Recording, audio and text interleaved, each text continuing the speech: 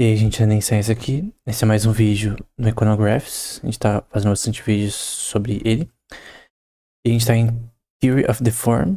Se a gente for ver aqui no site, é essa área aqui. A gente vai pra minimização de custo e curvas de custo. A gente já viu em Hotbard essa questão de curva de custos não serem tão úteis em certos contextos. E eu parcialmente concordo com isso. Custos variáveis, custo total. Tudo isso depende de setor para setor, depende de season para season, questão de inflação, taxa de juros. O que a gente vai ver aqui é uma visão keynesiana dessa questão parcial que mostra alguns dados interessantes, nem todos necessariamente. Bom, a gente tem coisas similares do que a gente já viu na outra aula. Então, são três variáveis, que é o fator de produção, fator de produção, o aumento nisso. Quando eu aumento, você vê que tem uma relação com o custo do output, né? Quando eu aumento isso daqui, por exemplo, não necessariamente varia aquilo ali. Aqui no caso é a horas trabalhadas por output produzido, em quantas horas o número de trabalhadores produz uma quantidade de produtos. Pode ser sapatos, por exemplo. Tem essa função do trabalho, que vai ser o A, que é aqui por enquanto está 6,33, vezes o fator de trabalho aqui em horas trabalhadas, é igual a vezes L elevado a esse parâmetro aqui. E essas curvas que a gente já viu anteriormente. Que dá uma visão de produtividade, né? Você vê que a curva de custo muda conforme eu mudo esse parâmetro. Aqui, quando ele está maximizado em 2.0, para ver que a minha curva é mais para dentro, né? E o total de custo em dólares é menor. Quando eu faço aqui, meu possível total de custo de dólares é maior. Em um certo ponto de produção, né? Realmente, quanto mais eu produzo, mais custo eu tenho, né? Então, o sapato não vem do ar. Eu preciso ter um custo de produção mínima, né? É uma lower bound para produção. Você precisa de custo mínimo. Eu não tenho como dizer vingar de Leviosa e aparecer um sapato do Aranha. Preciso importar, preciso ter um custo de matéria-prima, ou de repente uma loja que importa sapato do exterior, tem todo um custo nas cadeias de produção, enfim. Então, para produzir 60 unidades de output, você precisa ter 8.072 horas de trabalho. Esse é o cálculo aqui. Eu posso mudar isso daqui para menos, por exemplo. Por exemplo, para produzir 40, você precisa de 1.594 horas de trabalho. Dividido entre trabalhadores, obviamente. Tem que ter limites por semana, por exemplo, mensais. E um custo de salário também. Então você vai ter essas funções aqui, que no fim vai gerar o custo total. A taxa de salário também é importante, que é essa função aqui, ó. Essa variável. Salário, em tudo que a gente vai ver, aqui é W, tá? Que é o wage. Wage rate. Eu normalmente pensaria como S, mas wage é salário em inglês. Então quanto maior, maior o custo também da empresa. Não me diga, né? Então, isso aqui aumenta, mas você vê que isso daqui não aumenta. Então, se isso daqui aumentar demais, por exemplo, vamos supor que o governo do nada fala que o salário mínimo vai ser o triplo disso. É um custo que vai gerar emissões. Mas no caso vai ser o custo total vai ser o salário vezes as horas por trabalho.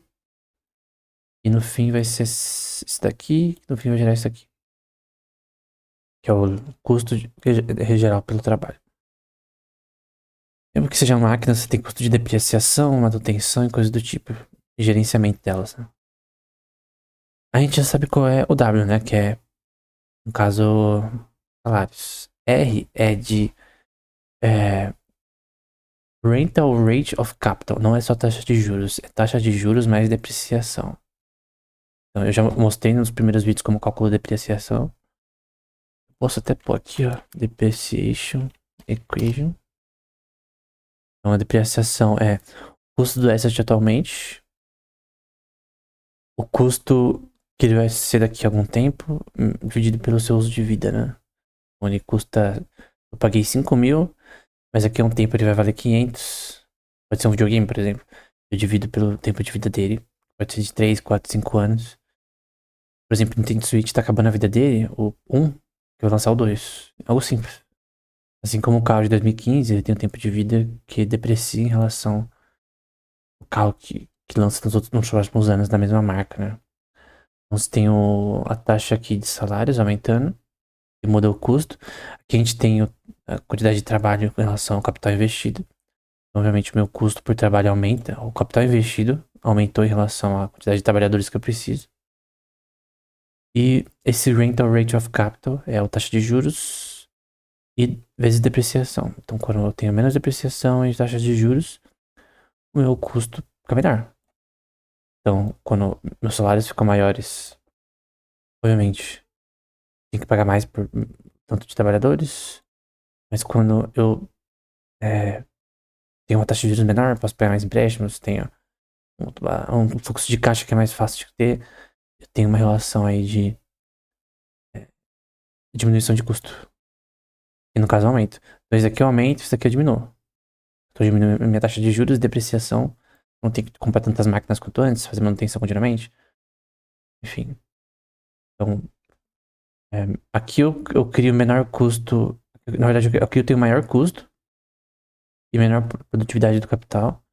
E aqui eu tenho aumentar a taxa de juros muito alta, por exemplo. Tenho que usar mais capital para contratar mais pessoas. Ou a mesma quantidade de pessoas, no caso. Então, vou contratar as mesmas seis unidades de trabalho. Tem que usar mais capital quando a taxa de juros está alta, né? Com essa depreciação. Embora a gente viu que não é bem assim. Que o que implica a taxa de juros de verdade é a taxa de retorno de investimentos. Como eu já falei anteriormente, eu não concordo com vários pontos que estão aqui, né? Aqui a gente já viu. Custo de minimização da firma, né?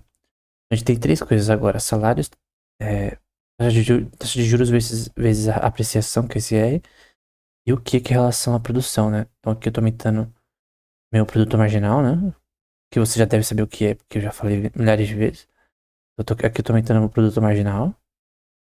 Obviamente, isso aumenta o meu custo, capital investido por unidade de trabalho, porque eu quero produzir mais. Aí tem que ver o quanto tem que produzir para não afetar, não fazer uma oferta maior que demanda e produto parado lá no inventário.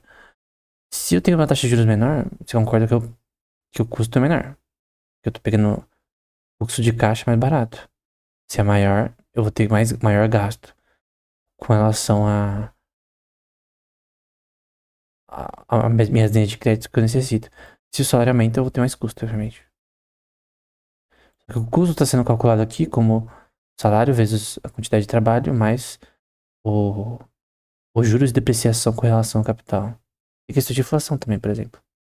Então, é, trabalho em relação ao salário mais o quanto de crédito eu pego a taxa de juros, por exemplo. Embora o que é importante é o retorno do investimento. A gente tem essa versão aqui de minimização de custo com o Isoquant. Então eu vou colocar o salário lá embaixo. E aqui na direita você pode ver. Opa. Pode ver aqui, eu vou deixar menor. Por exemplo, eu vou colocar a taxa de juros, depreciação desse dinheiro lá embaixo, de capital. E eu vou colocar o salário mais alto. Você vai ver que aqui o custo. Olha nessa parte da direita o custo. Que vai ser salário vezes quantidade de horas trabalhadas, fatores de trabalho. Mais quando você paga por juros de empréstimos e depreciação. Nesse caso vai ser o W igual a 5, né? 5L. Se eu mudar aqui vai para 4, 6. Mais 1K. Que eu posso aumentar aqui também. Se eu colocar tudo no mínimo, você vê que o custo fica lá embaixo. E aí, eu vou aumentando agora. Tô aumentando mais. E com quantidades fixas com relação à produção nesse contexto, né? Então agora eu tô aumentando meu custo mais ainda, porque eu pegar linha de crédito, eu tô pagando mais. Taxa de juros muito alta. Por isso que quando a taxa de juros tá lá em cima, você normalmente investe menos, obviamente. Como eu já vi anteriormente. Então é basicamente isso. Próximo. Agora, a mesma coisa. Na verdade, é a mesma coisa, praticamente. Só que é num sistema, acho que com substitutos perfeitos, com relação a diferentes tipos de produtos. E aí você tem uma relação que é igual ao salário vezes quantidade trabalhada, o mental rate of capital, que é a taxa de juros de depreciação vezes capital investido. Aí você vê que aumenta a taxa de juros. Obviamente eu tenho um custo maior. Vou deixar assim. E, obviamente quando aumenta o salário, tem um custo maior.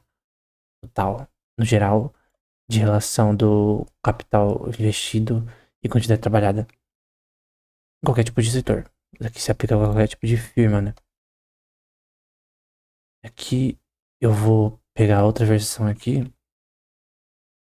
Isso daqui a gente vai ver como funciona, mas pra você entender como é, tem uma tangente calculada pelo salário dividido pelo R, que é a, eu esqueci o nome. A taxa de empréstimo de capital, que é novamente, taxa de juros vezes depreciação. Eu fazia esse um dividido por outro vezes a quantidade de trabalho com relação a capital que se investe. E você tem a questão de minimização de custo pela combinação dos dois. Então você tem um ponto de equilíbrio entre o menor custo possível para o tanto de produção que você quer ter em relação ao capital investido por trabalho realizado, né? Tem a outra versão aqui quantitativa, em que você tem um aumento na salário, que vai gerar mais custo, obviamente. Aqui eu tô com uma taxa de juros maior para empréstimos. O que importa de fato é o retorno de investimento, que gera a taxa de juros originária, né? Vem na Rothbard. E aqui é a quantidade produzida. Obviamente, quando eu produzo mais com maior custo, o capital que eu tô gerando por trabalho é menor do que deveria, gerando mais custo. E quando, vamos supor que os dois tá alto, né? Salários e minha taxa de empréstimo de capital. Vê que a linha de custo aumentou pra caramba, cara. Tem a equação aqui, com relação a esses dois, né? Aqui vai dar 43, com essas variáveis que a gente já viu. O de baixo vai dar 44,20. Você tem essa equação de um mais o outro nesses contextos, que no final vai dar 836. 86. Agora eu vou abaixar tudo com certa produção. De 88. Só que quando eu aumento, obviamente, o que foi produzido, obviamente tem um custo menor, né? Só que o que importa é que eu tenho, mesmo com uma taxa de juros pequena e salários sendo pagos pequenos, vamos supor que tem deflação, coisa do tipo. O que importa é que você tem que ter um custo mínimo de produção mesmo assim. Então não tem. Sim, o teorema do não lanche grátis, né? Que é o No Free Lunch Theorem. Eu creio que a origem dele é na ciência da computação em machine learning, né? Inteligência artificial, né? Que você precisa de uma quantidade de computação mínima, que é relacionada ao limite de Landauer, né? Na ciência da computação. Você precisa dissipar de energia o mínimo para produzir o seu algoritmo. Então não tem como você abaixar disso. Você tem que. Até células têm um mínimo de dissipação de energia que elas têm que usar para operar suas funções proteicas lá. Então, que é muito eficiente da forma que Deus criou, né? Mas tem uma questão de dissipação de energia nesse contexto também. Necessário. Não tem como você gerar um algoritmo sem dissipar um pouquinho de energia. Tipo, no momento eu não vi nada na física assim. E a produção, um contexto de empresas, também você precisa de um mínimo de custo com relação à produção.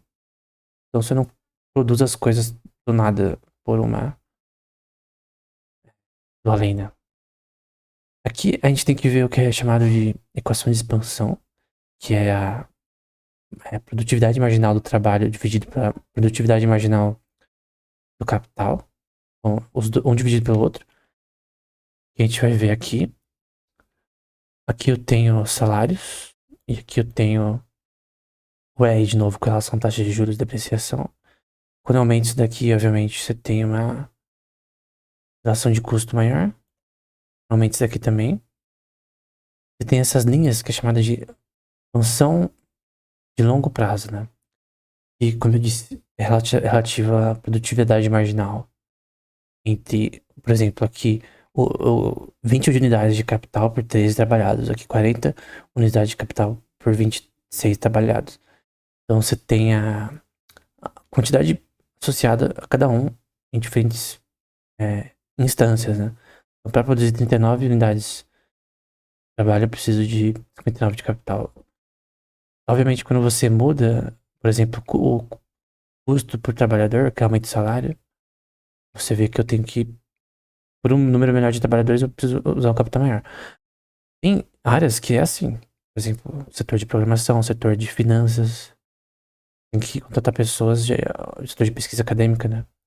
Privada, inteligência artificial, por exemplo, o custo por funcionário é maior. Aí são setores diferentes. Obviamente o retorno desse investimento é maior também. Então, não necessariamente salários altos é uma coisa ruim. Depende do setor aí.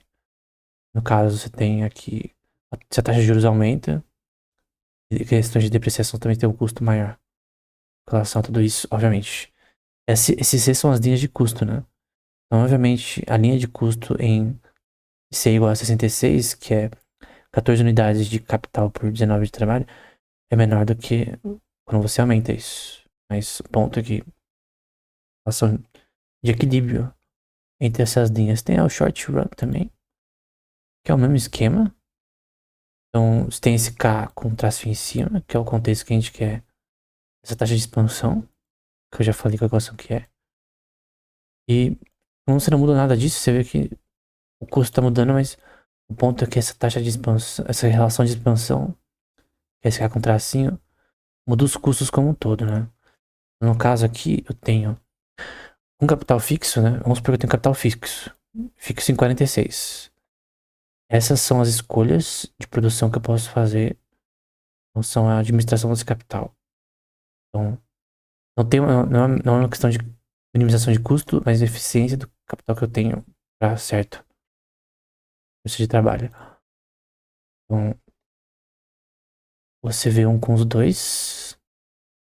Eu posso mudar o K apropriadamente, então eu vou colocar um baixo taxa de juros, salários nem tão altos, quantidade produzida lá em cima. E eu tenho essa produtividade marginal de trabalho e de capital de trabalho, né? Cria uma relação de custo também. Então, quanto menor isso daqui, mais o custo aumenta. Então tem essa relação aí, nesse contexto. Então, essa parte também é relevante. Agora eu coloquei 36, e eu mudar esse valor, muda tudo aqui, né? E no caso, esse daqui é a quantidade de trabalho, produção que, nesse caso 55, condicional ao capital aqui, expansão nesse contexto, né? Esse tracinho é uma condição. Eu tô aumentando aqui pra 50, e no caso vai dar, nesse contexto vai dar 60,50. A uma quantidade de 55, né? Se eu aumentar pra... Vou colocar 50,50. Opa. 50,50. E os valores são iguais aqui, né? Então tem uma proporção de produção em relação à minha produtividade marginal de capital de trabalho. No caso, obviamente o custo é alto aqui. Posso abaixar isso aqui para diminuir o custo. Vamos supor que o salário está lá embaixo. Tem um ponto de equilíbrio aí. Ó. Então, eu tenho taxa salarial ajustada com relação à taxa de juros. Obviamente esse ajuste não existe, tá? E a taxa de juros originária vem de retorno de investimento, não de salário, não tem nada a ver. Não tem nada a ver uma coisa com a outra. Esse equilíbrio aqui é totalmente conceptual. Eu tô ensinando isso daqui, mas eu não acredito necessariamente que isso daqui mostra algo interessante. Que realmente avalia questões com relação a esse tema exaustivamente. É uma representação parcial de uma verdade. Então é óbvio que você ter uma taxa de juros alta faz você ter mais custo com relação a pegar capital. Mas normalmente você não vai pegar capital nesse contexto com relação a isso. Então, depende. Não veja isso daqui a pé da letra. Bom, vamos para custos totais. Agora.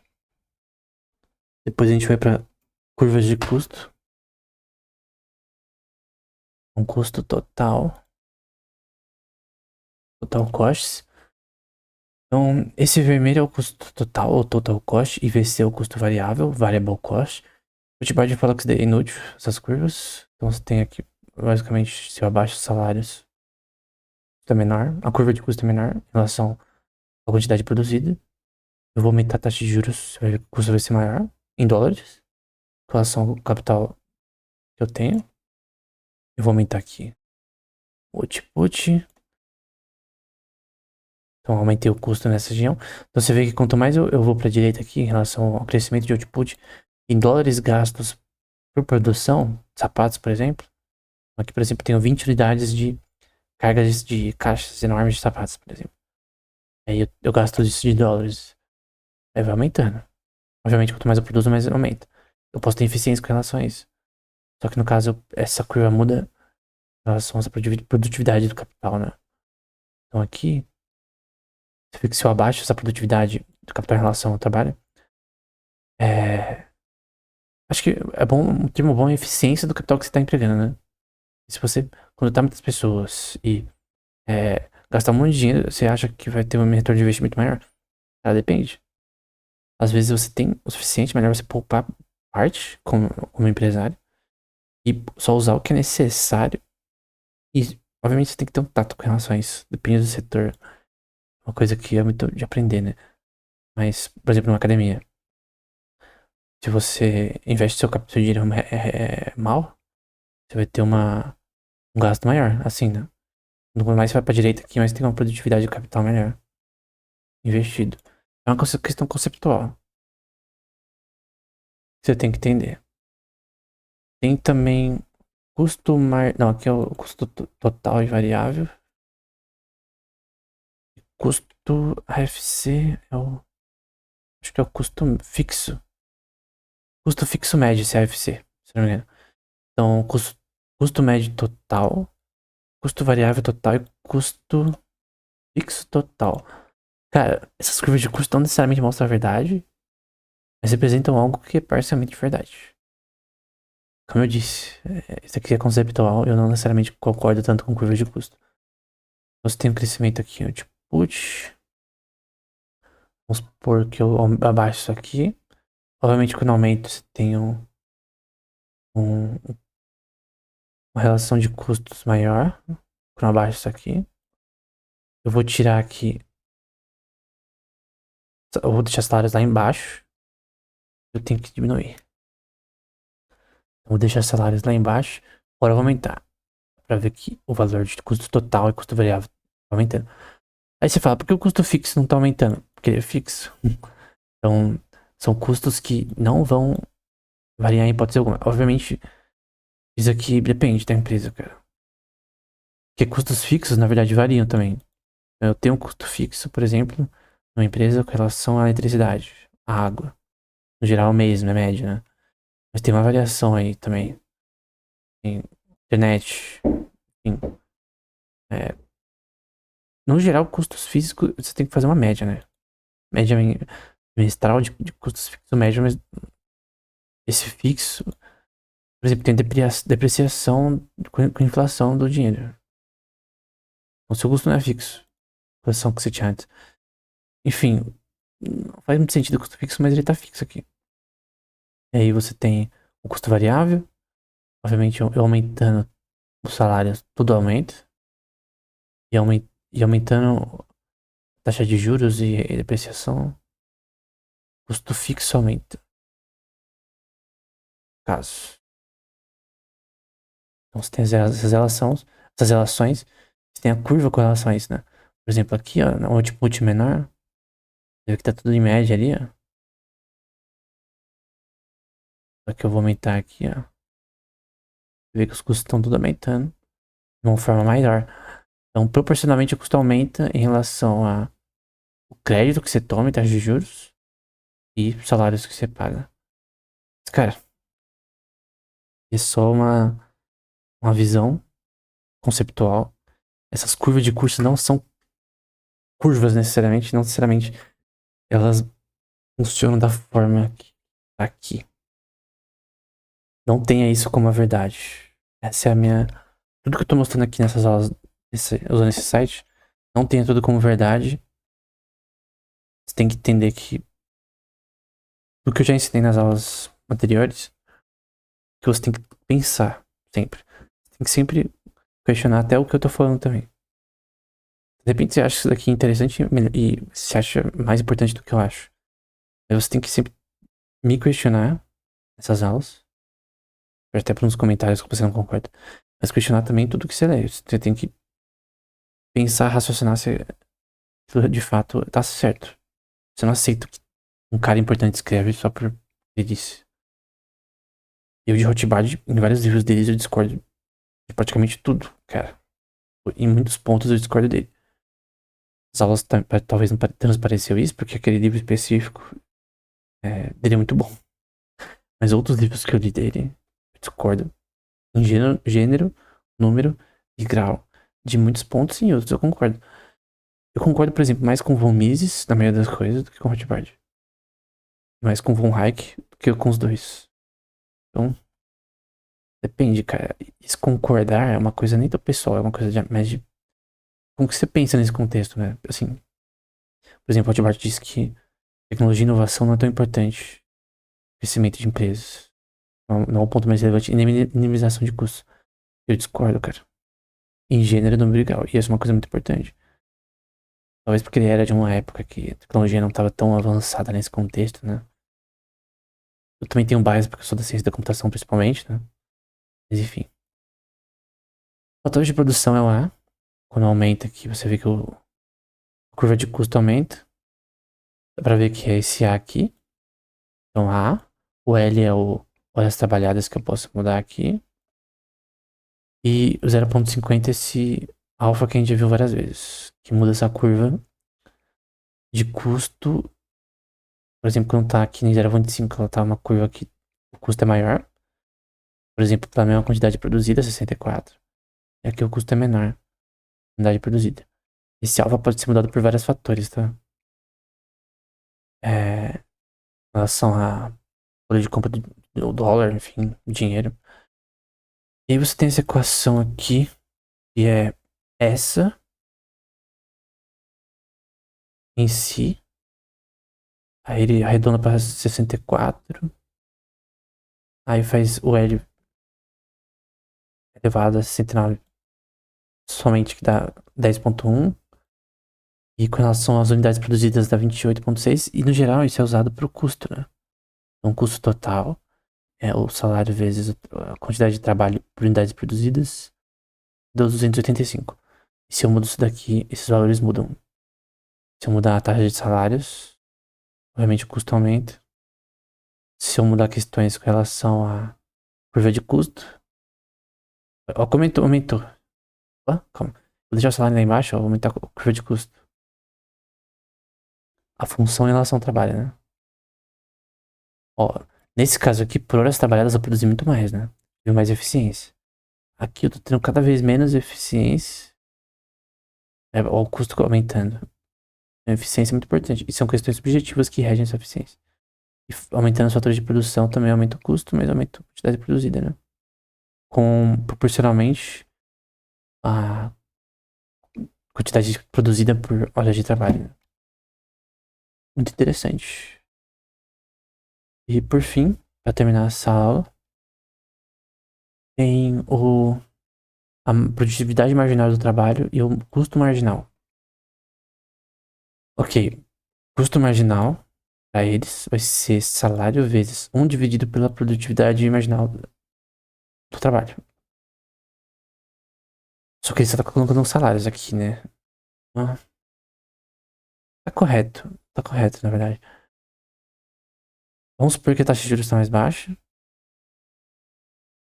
o salário aumenta, obviamente o custo aumenta.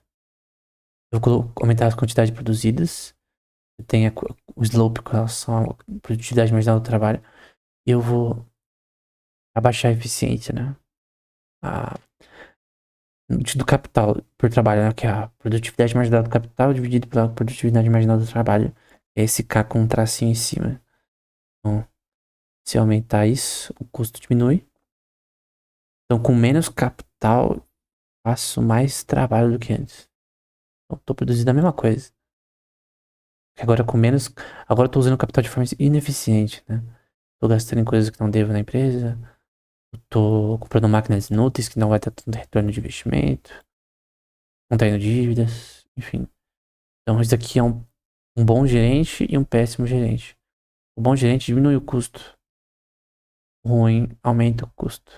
É o contrário. O bom é aqui e o ruim é aqui. Enfim. Cara, pessoalmente, eu creio que todos esses pontos são importantes. Tudo que a gente viu aqui é importante, na minha opinião. Não concordo em alguns pontos. Obviamente, esse site, o autor é keynesiano, e tudo bem. Creio que tem que aprender com um dos lados. Eu creio que tem muitas coisas úteis aqui.